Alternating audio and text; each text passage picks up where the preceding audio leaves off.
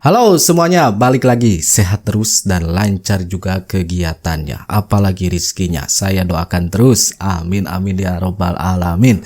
Kali ini membahas tentang Tifa yang selalu ingin muncul di sosial media, memberikan pernyataannya dengan mic yang sama. Mic itu tuh yang ada bulu-bulunya. Ya mungkin itu menjadi ciri khas dari mereka ya, dengan menggunakan mic yang sama, yaitu mic berbulu. Kayak saya nih pakai mic yang berwarna putih, ada warna-warnanya seperti itu teman-teman. Kok jadi dibahas mic ya? Jadi di video terbarunya Tifa ini mengajak seluruh peneliti di Indonesia untuk bergabung, kayaknya untuk meneliti ijazah. Tapi mau apa gitu kan, mengajak peneliti di seluruh Indonesia. Peneliti-peneliti yang lain itu sedang sibuk meneliti sesuatu yang memang sesuai dengan bidangnya, sesuai dengan keahliannya. Tidak seperti ini nih, misalkan contohnya seorang dokter harusnya memeriksa pasien tapi malah meneliti ijazah. Nah seperti itulah contohnya teman-teman. Dan saya yakin para peneliti yang lain pun ya nggak mau teman-teman diajak sama Tifa CS ya untuk meneliti ijazah. Mau ngapain gitu kan? Kan udah dinyatakan asli oleh lembaga yang berwenang. UGM, kemudian Bareskrim dikuatkan lagi, tapi ini tidak percaya. Nah, di dalam video terbarunya juga Tifa ini sebagai peneliti, sebagai cendekiawan, ilmuwan, beda lagi dengan sebelumnya. Sebelumnya kan ibu rumah tangga katanya. Mengaku peneliti, kemudian pindah ke ibu rumah tangga, kemudian pindah lagi ke peneliti. Tidak konsisten sekali. Macam tak betul. Yang jelas ini mendapatkan respon dari netizen. Kemudian ada lagi pernyataan terbaru dari Bang Firdaus yang memang menurut saya ini mengkuliti kepakaran Tifa CS. Makanya kita langsung saja lihat videonya seperti apa. Ayo para peneliti dari 4.000 universitas dan sekolah tinggi di seluruh Indonesia, ayo bergabung bersama dengan kita. Kita para peneliti, para ilmuwan, para cendekiawan memiliki tidak cuma hak sebagai warga negara, ya, legal standing kita sebagai warga negara, kita berhak untuk mendapatkan sebuah kebenaran dari para pemangku kebijakan yang kita berikan penghasilan dari pajak rakyat, ya, dan itu karena itu maka hak kita untuk bertanya dilindungi oleh Undang-Undang Dasar 1945. Tetapi juga kewajiban kita sebagai peneliti, sebagai ilmuwan, sebagai insan cendekia, untuk apabila terjadi masalah pada masyarakat, apabila ada pertanyaan pada masyarakat, apabila ada dugaan-dugaan kejanggalan pada masyarakat, maka kita punya kewajiban untuk mencarikan jawabannya sesuai dengan ranah keilmuan dan kapabilitas kita masing-masing, ya.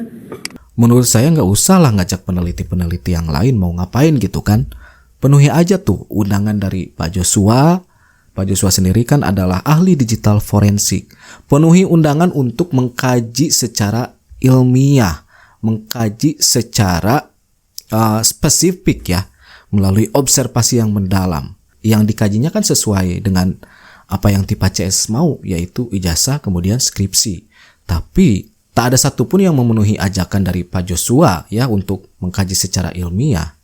Nah, Pak Joshua kan menjelaskan secara rinci melalui observasi yang mendalam, ijazah maupun skripsi. Justru penjelasan-penjelasan dari Pak Joshua ini memberikan petunjuk bahwa ijazah Pak Jokowi itu sah, kemudian skripsinya sah.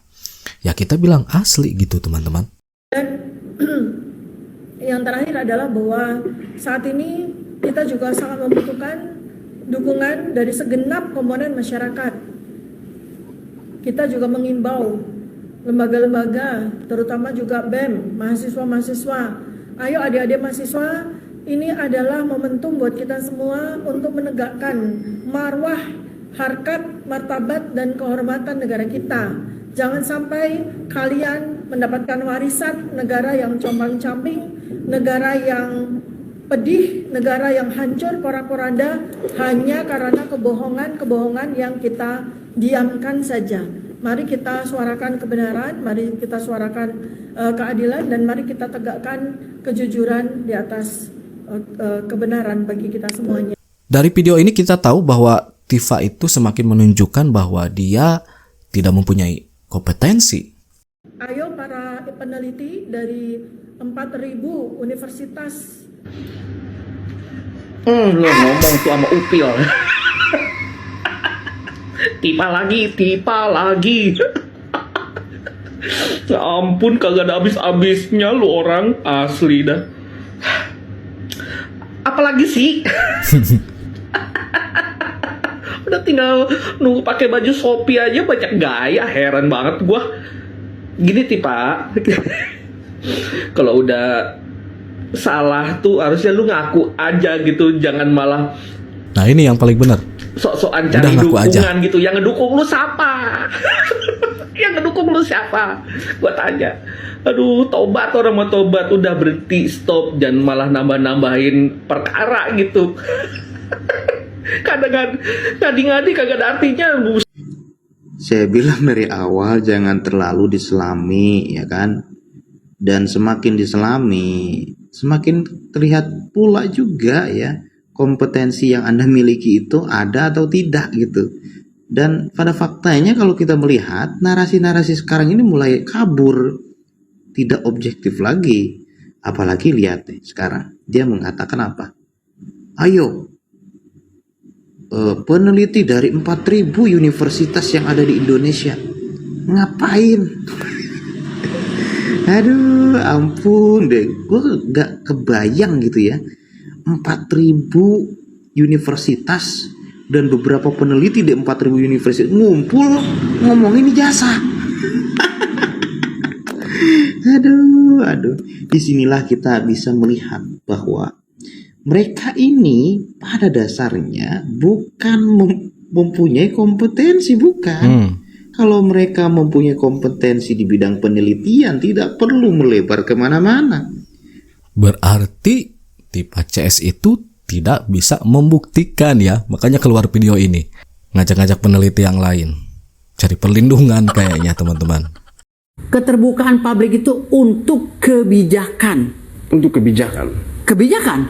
Kebijakan anggaran, peraturan dan lainnya. Jadi artinya di sini hanya untuk kebijakan. Misalnya kebijakan yang dianggap salah kepada pejabat yang sedang memerintah, boleh menggunakan undang-undang KIP. Tapi yang berkaitan dengan dana APBN, APBD dan kebijakan publik. Tetapi kalau urusan pribadi, jasa orang mau diuyak-uyak, mentang-mentang dia mantan pejabat mau diuyak, nggak bisa masuk undang-undang KIP. Di luar itu udah nggak ngerti, dia udah ngaco. Makanya saya bilang tadi sini orang segerombolan orang, termasuk si Ahmad Kojinudin lah. Ahmad Kojinudin, Abraham Samad, si Rafli Harun itu gue tantang debat tuh, profesor ngaku-ngaku profesor tapi ngomongnya belepotan. Gue tantang debat dia, gitu loh. Ini orang-orang ini segerombolan orang yang baru bangun tidur, tetap mimpi jadi pakar-pakar semua gitu loh. Jadi akhirnya ngaco, menyesatkan masyarakat. Nah ini perlu diluruskan otak-otaknya semua. Makanya saya bilang tadi, boleh aja mereka itu berbicara, tapi ada uji sertifikasinya dong. Ada uji kompetensinya.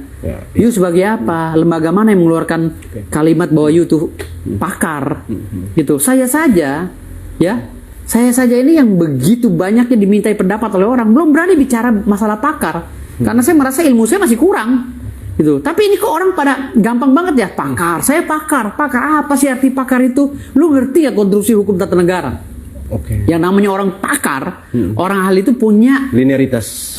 Bukan saja linearitas, tetapi ada uji kompetensi di bidangnya. You misalnya pakar telematika, Roy Panci ini kan ngaku-ngaku pakar telematika. Nah, lu sekarang linear nggak pendidikan lu dengan kepakaran lu itu? Pendidikannya aja bukan ahli IT kok, bukan di bidangnya, bukan prodi IT, prodi lain kan gitu. Dia mengaku pakar telematika selama ini, berarti kan melakukan kebohongan publik. Dia tidak punya sertifikasi, dia hanya mengaku-ngaku. Artinya dari situ aja Roy Suryo itu kan jejak digitalnya banyak. Udah nyolong panci di rumah dinas kan gitu. Artinya nyolong panci itu panci yang harusnya dikembalikan kepada negara dibawa pula. Urusan panci yang harganya murah aja, yang ibu-ibu juga males ngebahasnya, Roy Panci dibawa juga gitu. Betapa terhinanya manusia seperti ini gitu. Jadi bagaimana mau membenahi bangsa sementara mentalnya aja bobrok. Roy Suryo ini mentalnya bobrok tuh. Bagaimana? Kalau soal jejak digital sih teman-teman juga pasti sudah pada tahu. Apalagi Roy Suryo. Pertama nggak hafal lagu Indonesia Raya. Kemudian tidur di saat sedang rapat. Kemudian itu tuh yang kasus meme sampai di penjara Roy Suryo, dan statusnya kan mantan residivis. Mana mau mengkritisi bangsa sehingga menjadikan bangsa ini jadi bangsa madani. Sementara dia aja mentalnya kerupuk, mental bobrok. Mengaku pakar, tapi pakar apa? Tapi ketika beliau masuk bicara soal hukum ini kan, bagaimana nih Bung Firdaus melihat dia? Ketidakrelevansinya beliau dengan dia bukan seorang ahli hukum juga, tapi memaksakan kehendak supaya. Iya, makanya omongannya ngaco semua, karena dia tuh seakan-akan dia tuh udah memegang semua keilmuan yang ada di Indonesia ini, seakan dia mewakili seluruh masyarakat yang nggak ngerti apa-apa. Padahal omongan dia dari A sampai Z saya baca tuh ngaco semua, gitu loh. Nah, ditambah lagi si Rismon CS ini ya. Nih kalau menurut gue ikan betok kena pancing ya kan, muridnya robek jadi sembarang ngomong gitu loh. Karena kepedesan ngoceh-ngoceh. Jadi ini ikan betok ini ya kan sembarang ngomong, bicara bla bla bla bla bla bla. Saya pakar forensik. Saya begini, saya S3-nya di Jepang. Begitu dicek S3-nya nggak mengakui kampusnya. Kan ini suatu kebohongan publik yang benar-benar melanggar undang-undang, tetapi juga nggak perlu diperiksa lagi, nggak perlu dilaporkan lagi, cukup laporan Pak Jokowi dijadikan acuan untuk memenjarakan mereka. Pak Prabowo kan orang nomor 1 di Indonesia, dibanding sama si Rismon kan kastanya udah hancur banget kalau Prabowo ngurusin ginian kan gitu. Kalau Rismon kan polsek aja cukup kan gitu. Saya mau ngelapor ke polsek, bila perlu kalau ada yang rendah lagi pospol lah, saya lapor ke pospol saya Rismon. Kehebatan kalau saya lapor ke Mabes gitu. Jadi artinya kalau seandainya Pak Prabowo ikut ngurusin Rismon dan Roy Panci ini, ODGJ ini, saya rasa nggak relevan. Karena masih banyak urusan negara yang lebih pantas diurus oleh Pak Prabowo ketimbang manusia ODGJ, segerombolan manusia ODGJ ini. Yang saya duga ODGJ, tuh kata Cicak bener. Ya, kata Cicak bener, kata Bang Firdaus. Wah, ini Bang Firdaus mengkuliti banget ya. Roy Suryo, Tiva, Rismon, dan yang lainnya. Tadi kan kita lihat membicarakan tentang kepakaran Bang Firdaus itu, yang memang diarahkan kepada salah satunya Roy Suryo. Nah, itu dia untuk informasi kali ini. Untuk Tiva, jangan ngomong negara compang-camping apalah. Lihat tuh kemarin Pak Jokowi ulang tahun, rakyat pada berbondong-bondong mengunjungi rumah Pak Jokowi, ngasih hadiah, memberikan ucapan selamat, mendoakan yang terbaik, damai, tentram, sentosa seperti itu. Ini Tiva CS masih aja berkutat di wilayah ijazah. Waduh.